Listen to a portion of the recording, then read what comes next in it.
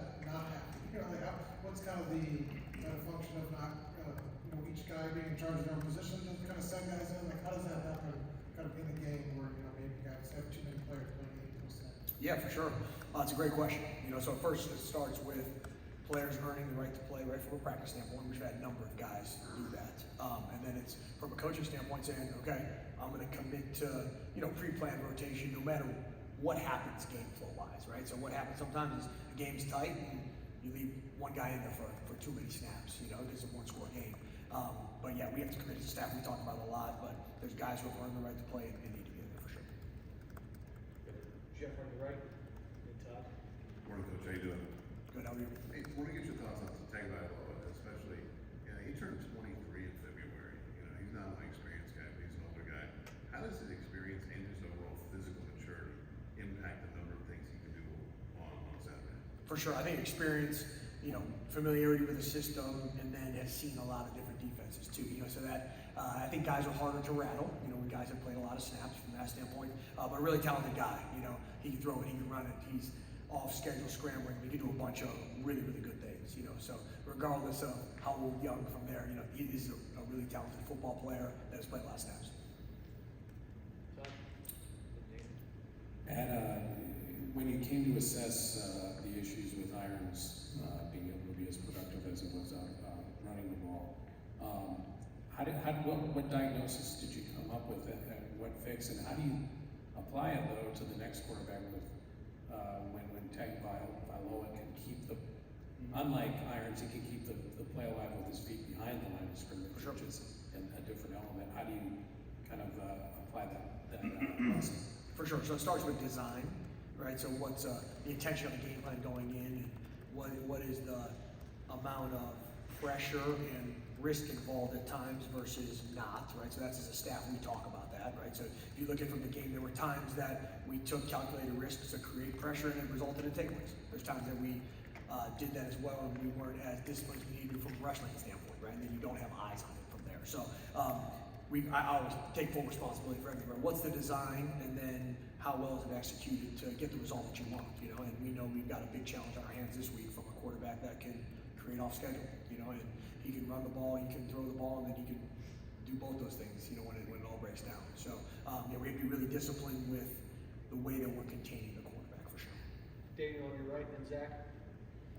So obviously late in the game, Lorenzo Lingard rips off that 71-yard run that happened in the game. So kind of a two-part question. Just first, what kind of specifically happened on that play where he was able to break that in this 2 weeks in a row where defense played pretty well, but had a few problems with explosive plays. Jamari thrashing his Louisville, Lingard against Akron. So what can you do to kind of just solve that issue?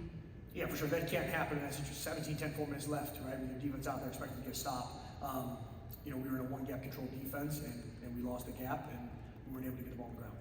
So that's, simply put, that's what happened, right? So when you're in those one-gap control defenses, everybody has a responsibility to do their job, and if it does break through, then that's when you have secondary pieces to be able to down the ball, and we obviously not do that in that situation. So we address it head on, and we make sure it doesn't happen. Zach on your left, and then Pete. You got two guys in Andre and Aaron that I think are tied for the lead tackles for loss in the Big Ten through the first 4 weeks. I recognize that there's an extent to which you would have expected that, and you've seen them through the offseason, but what opens up, maybe what needs to open up defensively, especially as you get back in Big Ten play when you've got guys that can be that disruptive for the wide scheme? For sure, yeah. It's about players, not plays, right? So you could say, hey, I got this scheme, I really like it, whatever, but it's got to fit those pieces, right? So you have disruptive players in Andre and Ace, and it's our job to put those guys in position to be able to utilize their skills, right? So that's the first thing for me is, okay, what do the pieces do best? And we're trying to design each week to that way. So I think we've been successful. Obviously, the numbers would say that from a standpoint of trying to get those guys activated, but continuing that, and based on what you're getting each week too. But saying, hey, these are these guys' talents. Let's make sure we can cut these guys loose. Pete on your left, and then Daniel. Yeah, Matt, when you look at Lou Warren and the way he's played, progressed, coming from a receiver background initially to now, assess what he's played and what he's the ceiling with him. Yeah, you saw the receiver skills, obviously, right? The ability to go get the ball and then the return capability, And Lou, to me, from my initial time here, was not a starter in the defense, right? And continued to earn that over time, And to me has been a guy that's been on the rise, and I expect him to play the way that he's playing and improve in the area that he needs to improve as well. Daniel and Mason. Yeah, similar subject with Philip, sorry. Leads the league in interceptions right now currently. I'm curious your initial reaction upon meeting him, you know, March, April, kind of throughout the entire spring, and then how would you kind of evaluate his, you know, first 4 weeks so far? For sure. Yeah, so the first thing is you meet these guys, you're able to watch the film that you have and the talent, you can see the talent, right? He's got length, range, athleticism, ball skills, he has those things, right? What needed to improve, and I've said before to you guys, right, is the consistency from that standpoint.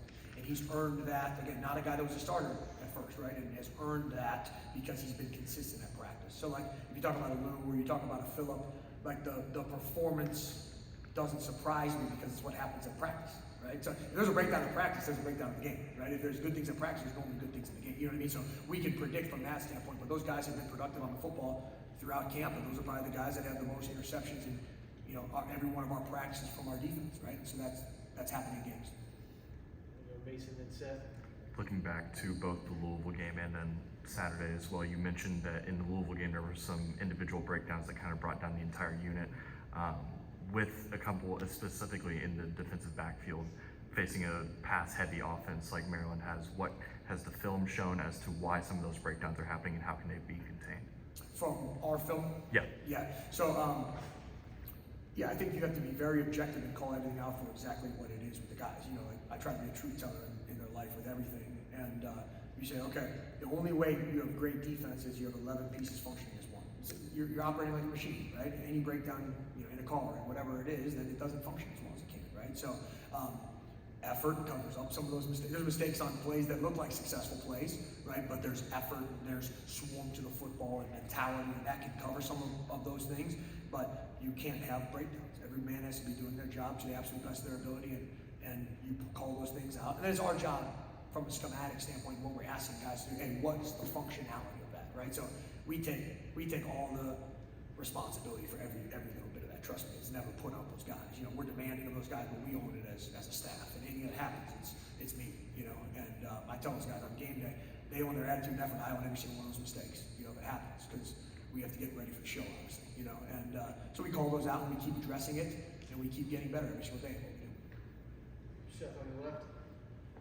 With Andre specifically, as you think back to the player that you saw in the transfer portal in last winter, just is there anything that's kind of surprised you with what he's been able to produce so far this season? No, to be honest with you, right? So you saw a disruptive guy. You saw a big physical guy. He was here before I was here, so I can't take any credit for any of that. You know, that was a great job by Coach Allen and the defensive staff.